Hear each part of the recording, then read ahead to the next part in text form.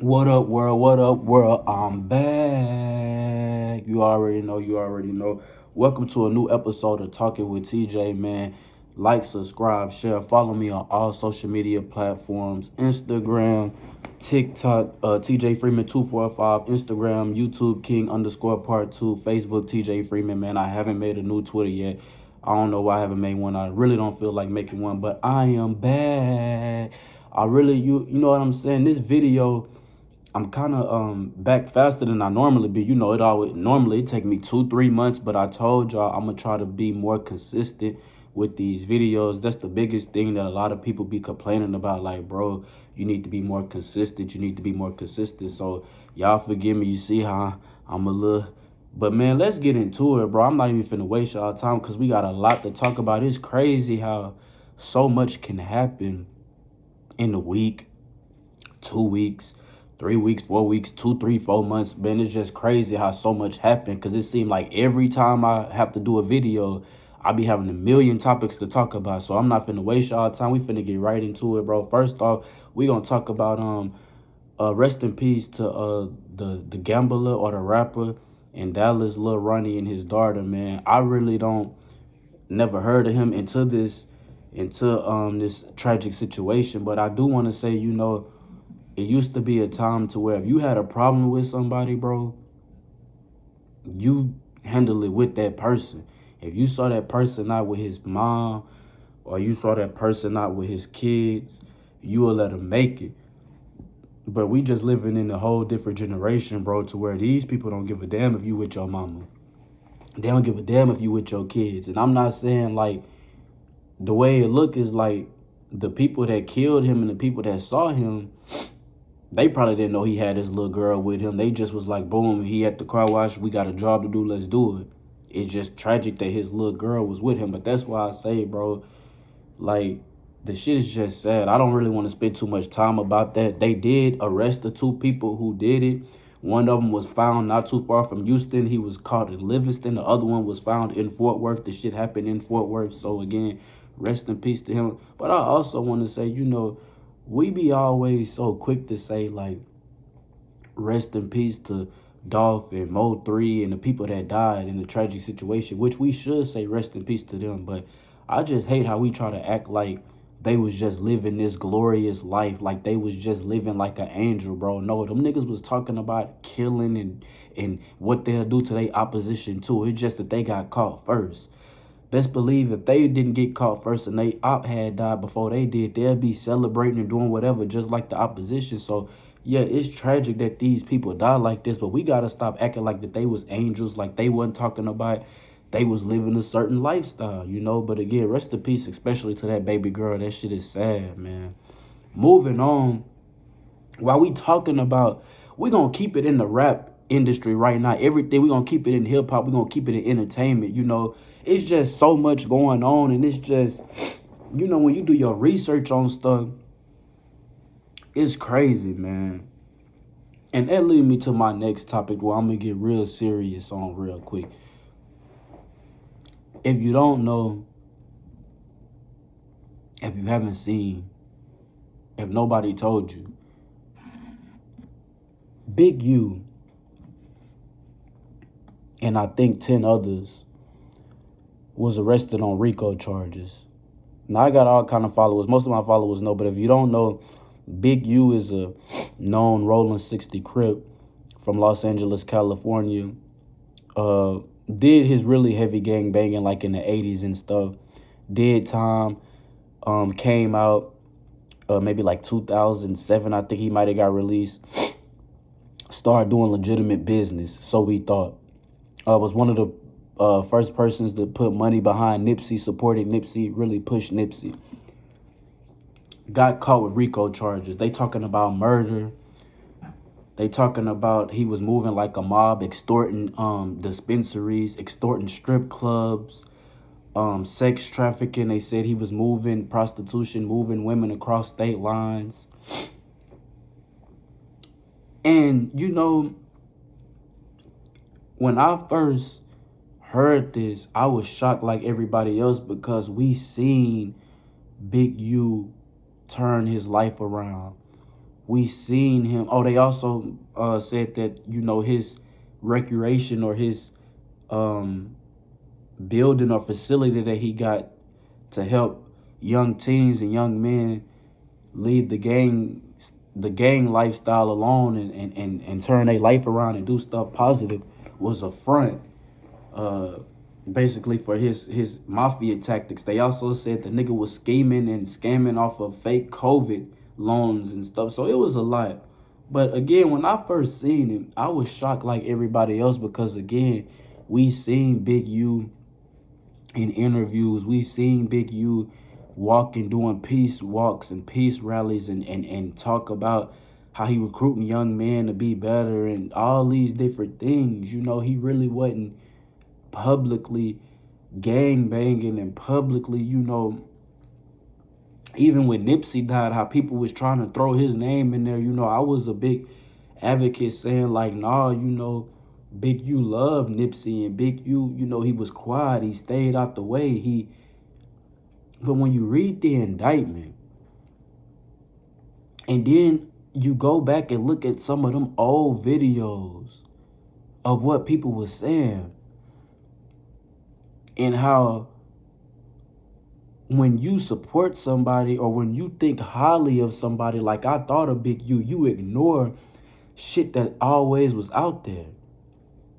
But now that this indictment then came out, and you just hear stuff about, you know, the fallout with him and Nipsey. Now, I've been knew about that him and Nipsey had fought, you feel me, before this indictment. But it was always hush-hush about their relationship. But now that the indictment is out and everything has came into fruition, you know, I just want to say, I feel like that Big U is a snake, man. I feel like that, you know, after I did my research and watched certain videos, you know, I feel like Big U was a snake, a wolf in sheep's clothing. You know, they said that he was, shout out to Wack 100, you know, and I owe Wack an apology, because a lot of stuff that Wack was saying, you know, I don't like how he be coming at Jay Prince, but a lot of shit that Wack was saying, I was questioning and I was doubting when it came to Big U. But it seemed like that he was telling the truth. You know, Wack had been saying that Big U is a shady individual and he do a lot of dirty tactics behind the scenes. So, you know, I'm going to just give y'all just a few rundown, like, the whole situation with Nipsey. You know, you basically you got mad or whatever. You say it was about your equipment. You took your equipment out of Nipsey's studio, whatever the case was. Nipsey got mad, made a diss song. You pulled up, want to fight. Okay, that ain't that big of a deal. That's street business. You the OG. But, you know, Nipsey's baby mom is Big U's niece. And so I guess she was fucking with another nigga or some shit happened and he beat up the nigga. She tried to break it up and maybe he pushed to put hands on her. She called Big U into the situation. And when she called Big U in the situation, they was finna fight again. But Nipsey brother pulled out a gun and shot it in the air and said, you ain't going nowhere. Now, this whole time, Wack 100 been saying that Big U is a fed. Big U is a snitch. Big U is a rat. You tell me how soon as Sam, Nipsey's brother, shoot the gun in the air, the police come with 1 minute within that. What the fuck? They was sitting around the corner? Like, how the police arrived 1 minute, by the grace of God, they started shooting and didn't shoot Big Sam one time. By the grace of God, Black Sam. They got released out of jail the next day and everything was supposedly cool. But I believe that deep down inside, I believe that Big U was jealous of Nipsey. I believe that at a certain point in time, Big U was the big homie and still is the big homie. But I believe at a certain part of time, Nipsey rap started taking off and Big U supported it. But I believe Nipsey wanted to separate himself from Big U. And Big U wasn't having it. So yeah, on cameras and publicly, it looked like that he was supporting Nipsey. But behind the scenes, it was a lot of politics going on. Just like Black Sam said in his interview with Big Boy. If you haven't seen the interview, go watch it and check it out. I believe behind the scenes, Big U is trying to control Nipsey, bro. And I feel like that Nipsey wasn't going for it. He respected Big U, but he was willing to front line and fight if he felt like any bullying or any disadvantage was going on with his career, whatever the case may be. And I believe that Big U is a shady individual. What make me even more not trust him is because one of the people that got also arrested in the indictment is Loose Cannon. I just heard about who he was into the indictment. But apparently he had been doing interviews with No Jumper. I don't watch No Jumper because I don't support the type of content that he does. But Loose Cannon been going over No Jumper. He's also a Rolling 60 Crip. And he described how he was down with Big U and how they fell out. How Big U had them going on missions, robbing celebrities and celebrities that's coming into town or robbing high profile people. And he giving his crew guns, but writing down serial numbers of the guns. Like Wack was saying this shit and I was not believing him. Loose Cannon also said the people that they would rob, they would show up like 10, 20 minutes later and Big U and them would be giving them half of whatever they robbed from them. Like the shit was just all like a big ass scheme. And to me, Big U, why are you doing this? You're 60 years old. Your son is in the NFL, play for the LA Chargers. You had some type of hand in the music business. What reason was it for you to be doing this? And I don't understand what causes us to go on these podcasts and tell everything that we've been doing in the streets and currently in the streets doing. I don't know if it's because of the cameras or the lights, but why are we doing this? Why? Why are we going on these podcasts telling people how many people you done killed, or you currently robbing, or you currently doing whatever that you doing illegal? If y'all don't know, the feds is watching these podcasts. So you can't blame Vlad TV and Adam 22 if they asking questions and you're stupid enough to answer them and go into detail. The feds is watching. But again, back to the Loose Cannon dude, like, he was just, again, being stupid. He was detailing certain situations, how they had Meek Mill in the club and roughed him up. And Ross had to pay the Rolling 60s $30,000 to let Meek go. Like, it was just all kind of stories. But the biggest story that really got to me the most is when the day that Nipsey died, according to Loose Cannon, Big U called him 20 minutes, I guess, before Nipsey got killed, FaceTimed him and was like, bro, did you hear Nipsey just got killed? And Loose Cannon was like, what? Got off the phone, called Nipsey, and he was like, bro, are you good? And Nipsey was like, yeah, bro, I'm good. And Loose Cannon was like, all right, bro, I love you. And he got off the phone. Now, what I would have did if I was Loose Cannon, I would have told Nipsey, like, hey, bro, I don't know what's going on, but Big U just FaceTimed me saying that you died. But Loose Cannon say the reason why he didn't say that to Nipsey because he was like, he know how Nipsey and Big U relationship is. 1 minute they hot, 1 minute they cold. I still would have told Nipsey like, hey, bro, this person just faced. He didn't. 20 minutes later, the homies calling Loose Cannon saying Nipsey just got killed. Big U, like what you did, that whole suspicious thing with you on Instagram Live and somebody in there in the comments saying justice for Nip, and you talking about some justice for Nip and bust out laughing. You didn't even go to Nipsey Hussle funeral. And I do understand that people grieve different, but this is supposed to be your little brother, your little homie. Like, I don't know, bro. Like, I just don't trust Big U. I feel like he is snake, and whatever that's coming to him is coming to him. And last but not least, that murder that he did, that murder of that young boy that used to be high school teammates with Big U's son, lived with Big U. You know what I'm saying? Left the sports life alone, became a rapper. Whatever happened, him and Big U fell out. He made a diss song about Big U just like Nipsey did. I think it was over studio equipment, just like Nipsey. Traveled to Las Vegas to meet this young man, allegedly. Confront him about the diss song. Took him to the desert, killed him, allegedly dumped it, left his body in the desert. This was your son's best friend that you also in the indictment murder. So again, I don't trust none of it. Long live Nip. All of it is shady to me. But what I learned from this whole entire story that I just told y'all, leave the streets alone. The streets is dead. It ain't nothing for you. It ain't nothing in the streets positive. Leave the streets as long. Young black men, it's okay to be lawyers, doctors, contractors, plumbers, football athletes, basketball coaches, teachers, nurses, judges. It's okay. Sportscasters, journalism, radio. It's firefighters. It's okay. EMS. Like, it's so many jobs out there, bro. Don't let this internet trick you thinking that you got to be in the streets, or making you feel like that the only way to get out is to play ball or to sell dope. Leave the streets alone, because you see what the end is be. Niggas tell on you. Niggas die. Niggas go to jail for the rest of their life. Families is broken. Relationships is never the same. Friendships is never the same. Leave the streets alone, bro. Like I said, we're gonna stay in this entertainment shit, bro.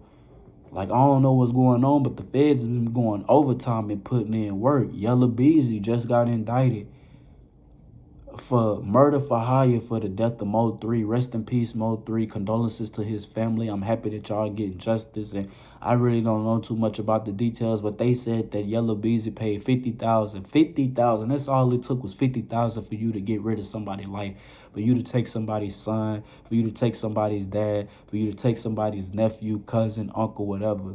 50,000. That's all it took. And Yella Beezy is in jail right now. He's waiting. His bond, I think, was $4 million. He probably will get bonded.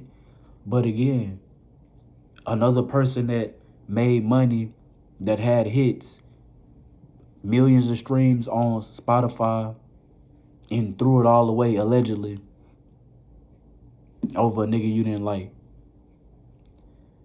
Kids, leave the streets alone.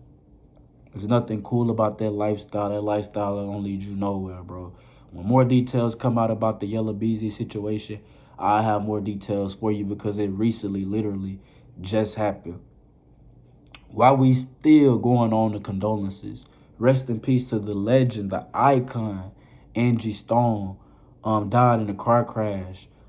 Multiple people, I think, was in the car, in the van, and she was the only one that passed away. That's sad. She talked about the hardships that she faced in the music industry, the money that was stolen, how she was treated unfairly, how I didn't even know she was in a hip hop group and part of some type of sound that her and two other women was the brains behind, how her and D'Angelo dated for all these years. I think they might have had a child together, if I'm not mistaken. So her legacy will always live with us, and she is a legend and deserves to be recognized. Her funeral just happened. And speaking of the funeral, Tyler Perry spoke, had a great message, and was saying that, that he's upset because he didn't know how she was treated, and he didn't know that all the money and stuff was stolen for her, and how they did her, and we gotta fight back, and we gotta give people what they owe, and we gotta stand with our people, and we gotta treat people fairly and all that. And the first thing that I thought about was Monique. I ain't gonna lie. I was like, damn, that sound good, everything that you saying, but what was that same energy for Monique? I just, thought about that. And sure enough, a day or two, Monique did a whole post on her Instagram and basically was saying the same stuff that I was saying, but she did like a whole post. And I stand with Monique. I agree with Monique. Everything that Monique said was right. Only thing that I disagree was the timing of the situation. I feel like the timing was bad. Angie Stone, to use her funeral in his speech as an example of your hardship or your experience that you had with Tyler Perry, I just felt like that was unfair. Angie Stone wasn't even in the ground yet. This was still a time for people to grieve and mourn over that situation. And for you to just come in and talk about your situation, I felt like, damn, do everything got to be about you? And I also want to say, Tyler Perry has done a lot for black people. Taraji had been acting for years, and she said her biggest payday is when she got paid by Tyler Perry. All the young black actors and actresses that Tyler Perry hired, the Tyler Perry studio, all the black people that he hired, men and women that work at that studio, who he's putting in position, many jobs. Just because one bad experience with Monique, we shouldn't look at Tyler Perry any different. Yes, he did her wrong, and however God chooses to deal with him because of that, he will deal with him. But for us to just anything that Tyler Perry do to just automatically look at it with a frown or turn the other cheek at it, I just feel like that's bullshit because even though his experience with Monique was bad, Tyler Perry has done a lot for black people. So I just hope they get it together. And if they don't, they don't. I feel like Monique let it go. If Tyler Perry haven't apologized yet, he's not going to apologize. You continue to do whatever you do and he do whatever he do and let that be that. And we're going to keep moving on. I told y'all, we 20 minutes in. Like, subscribe, share, man. Follow me on all social media platforms. We 20 minutes in. I got 2 more topics to go. Jess Hilarious and the Breakfast Club, man.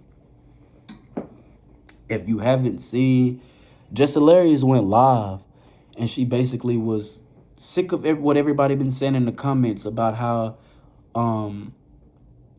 she's not that really good at her job. She really can't read. She addressed it all, She addressed Lauren LaRosa. Lauren LaRosa is, she used to work at TMZ. She's the young lady who filled in for Jess when Jess got pregnant and left on maternity leave. Also, she was on there when they were when Angela Yee left, excuse me, and they had different people rotating, trying to figure out who was going to be that third person. Lauren also was one of those people who was rotating. So, but at the end of the day, the Breakfast Club chose Jess Hilarious. Now, I felt like they chose Jess Hilarious because Jess and Charlamagne got some type of deal with his Black Effect media thing. And so I felt like, yeah, Jess got the position, but I felt like she got the position because of her relationship with Charlamagne, not because she was the best candidate. However, she got the position. And Jess is a comedian, but she doesn't have no background in journalism. She doesn't have no background in really interviewing people. So I feel like, when she first got the position, she was struggling to read. Everybody was happy for her at first. Oh, she got it. But when she got it, people start saying like, okay, she really don't know how to read well. When they're interviewing certain guests, she doesn't do no research about that person. She really don't ask no questions. She just be sitting there. And so when she left on maternity leave and Lauren came in, you could just automatically see the connection, the chemistry between Charlamagne, Envy, and Lauren. Lauren can read. She has a background in journalism. Like I said, she used to work at TMZ. She did research on the people that they were interviewing. So she had certain questions, good questions. People even know that Candace Owens is very controversial and she says a lot of stupid stuff, she's smart. And when they interviewed Candace Owens, you could see Jess Hilarious was scared to even disagree or say anything because Candace Owens would have ate her ass up. Like, for real, bro. But, she stayed quiet. And so, but Jess addressed everything. She felt like when I came back, it was my understanding that she was going to be gone, but yet she's still here. She's still in my seat. And yet she's only talking during my segment. So if she's going to be here, why am I here? Or, they was giving just a runaround saying that, oh, well, now it's going to be 4 of y'all. And it was Just with the Mess, and Jess Hilarious told the producers to, take me out. That's not Just with the Mess. Why are y'all saying Just with the Mess, but she's talking? I just feel like the Breakfast Club did a poor job. Even though I agree with Lauren being there because she's better at the job than Jess, the way that they handled Jess and the way that they communicated things to Jess was wrong. The way they were laughing and basically playing in her face. Because what they really going to do is they're going to wait till Jess Hilarious' contract expire and they're going to replace her with Lauren. They're just doing it in they're smoothing the process out. Even letting you leave so they can come right on in. But any scientist can see that. Anybody that's with a brain can see that they're trying to move Jess Hilarious out and bring Lauren in. And it's just fucked up because they could have communicated that with her. Like, hey, listen, Jess, we're going to bring Lauren in. Lauren is not here to replace you. You're still going to have your thing, but we're going to create a segment specifically for Lauren. It's ways that companies can communicate these things with their employees, but at the end of the day, those companies don't give a fuck about your feelings. They only care about the bottom line. And the ratings and the comments and the feedback was better when Lauren was there. And I just feel like just gotta respect that, and the way she handled it wasn't professional. You gotta know how to handle stuff better than that. Everything is not gonna be the way that you want it to be. And like you said, in this industry, it ain't no right time to have a baby. So you wanted to get pregnant and you did. But that might have cost you being angry and upset and bitter at the Breakfast Club until your contract expired. So you got to make that decision. I wish you the best. I'm happy for Lauren. I'm happy for you. I love you. I want black people to, like, come on, y'all sitting up there arguing, and hopefully y'all work through that and get better. Last and certainly not least, I want to talk about LeBron James confronting Stephen A. Smith over Stephen A. Smith comments on ESPN. If you don't know, LeBron James' son, played against the Philadelphia 76ers, a national televised game. I wouldn't have did that because the next day the Lakers played the Wizards. That wasn't nationally televised, and I would have had Bronny play that game because it was less talent. It wasn't nationally televised, and the scrutiny and the embarrassment wouldn't have been as loud and big. He played horrible. He's been horrible all season. Stephen A. Smith did his job. He went on TV. He talked about it. Now, granted, people will say, well, how many, was it the 55th pick? And I don't know what round, but how many 55th picks do you talk about? So why would Stephen A. talk about Bronny? I get that, but what you got to understand is how many 55th picks are LeBron James' son? When you're at the top, you're going to have a microscope on you. It don't matter what industry you in. Michael Jackson couldn't go nowhere. Michael Jordan, Tiger Woods, Kobe, whoever, LeBron, Denzel, Kanye. It don't matter who you are. When you're at that level, the microscope is going to always be on you. And LeBron is at that level. So the microscope is going to be on your wife, your family, your kids, your mom, all type of shit. That's why when he was in Cleveland, do you think if it would have been the towel dude, mom smashing a teammate, do you think that would have made news? No, but because it was LeBron James' mom, yeah. So, I didn't agree with Stephen A. Smith confronting, I don't agree with LeBron confronting Stephen A. Smith about his commentary, because at the end of the day, bro, you made certain decisions to put extra scrutiny on your kid. You the one that tweeted that Bronny is better than 80% of the NBA right now. You the one who wanted your son, got your son basically in the league, and you're the reason why he's in the league. If you would have let him work his way up and got in the league organically or naturally, which the world knew he wasn't good enough to do, that's why you had to pull your strings. But if you would have let him got into the league organically, naturally, worked his way in, he wouldn't be getting scrutinized like this. If you wasn't so loudmouth and using your power and doing this and treating Bronny like he Michael Jordan, oh, Bronny's only gonna get drafted to these to 2 or 3 teams. We not working out for these teams. Like, you was treating Bronny like he was that nigga.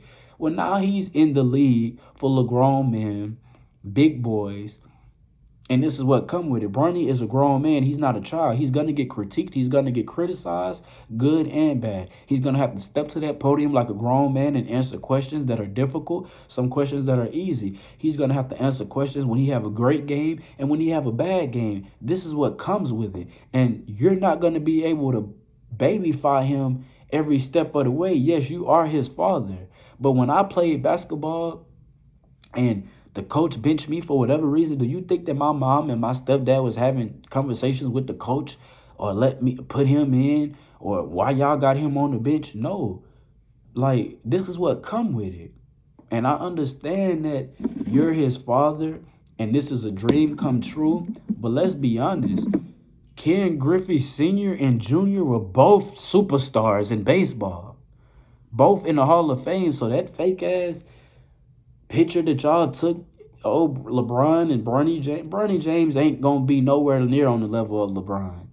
Like, to me, and I hate to say this shit is like a movie that I feel like we're gonna see years from now when LeBron retire. Like, this is all part of a documentary, because I just don't see Bronny having enough skills to last in the league when LeBron is gone. I just don't see it. And I'm disappointed in Stephen A, because for you to come back on there and be looking all sad, apologizing, look like you finna cry, talking about some, you didn't see LeBron, you saw a father. Bro, you was doing your job. You wasn't disrespectful. You didn't call Bronny out his name. You were doing your job. And if you are a legend in your field too, you've been doing this before LeBron got drafted. You are still, at the end of the day, Stephen A. Smith. Whether people like you or don't like you, agree with you or don't, or disagree with you, you still that nigga when it comes to sports media. You just got $100 million. I think the most highest paid, more than Shannon Sharp, all them niggas. So yeah, we respect you too. You still one of them ones before LeBron got drafted. And for LeBron to try to diminish you or discredit you, all the work you didn't put in because you talking about his grown ass son, to me, that's bullshit. And I feel like, again, this is where LeBron is different from Kobe and Jordan, because you should have used that as fuel to let Bronny get better. Kobe and Michael Jordan wouldn't have confronted Stephen A. Smith for talking about Gianna or talking about Marcus Jordan. They would have got in the gym and said, we finna use this to get better. Kobe and Michael Jordan would have said, they right, you suck.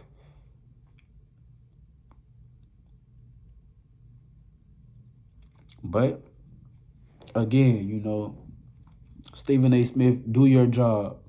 Don't apologize because you did nothing wrong. LeBron, let Bronny be a man, because when you retire and he's still in the league, he's going to be by himself. A grown ass man. Like, subscribe, share, tell a friend, and tell a friend. Hey, hey.